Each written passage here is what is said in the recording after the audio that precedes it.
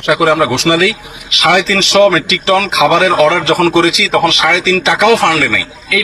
এই পারপাস আগের বছরে কিছু টাকা আছে, এই বছরে নতুন 3.5 টাকাও আসে, অর্থাৎ এখন আমরা ঘোষণাই করি নাই। এই বন্যা কেন্দ্রিক কোন ঘোষণার আগে অলরেডি আমাদের প্রসেসিং এর জন্য অর্ডার দিয়ে ফেলছে, আল্লাহ ভরসা করি। এরপর আল্লাহ তাআলা আমাদেরকে নিরাশ করেন না, হয়ে যেতে থাকে।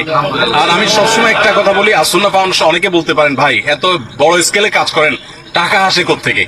আপনারা অবাক হবেন যে গত 24 ঘন্টায় 3 লক্ষের বেশি ডিলিংস হয়েছে, অর্থাৎ 3 লক্ষের বেশি ট্রানজাকশন হয়েছে। 3 লক্ষের বেশি মানুষ টাকা দিয়েছে, কেউ 5 টাকা, কেউ 1 টাকা, কেউ 500 টাকা, কেউ 50,000, 1 লাখ টাকা। আমাদের এখানে কোনো বড় লোকের টাকা ফাউন্ডেশন চলে না। অনেক বড় বড় শিল্পপতিরা পার্সোনালি আমাকে ফাউন্ডেশনের পুরো প্রজেক্টের দায়িত্ব নিতে চেয়েছে। আমি বিনয়ের সাথে বলেছি আপনি দোয়া করেন, ফাউন্ডেশন সর্বসাধারণ টাকা চলবে ইনশাআল্লাহ। ধন্যবাদ সবাইকে। আমরা জানি এর আগেও যখন সিলেট সুনামগঞ্জে আমরা কাজ করেছি, বন্যার টাটকা অবস্থায় কাজ করা যায়, কিন্তু পুনর্বাসনের সময় মানুষের আগ্রহটা কমে যায়।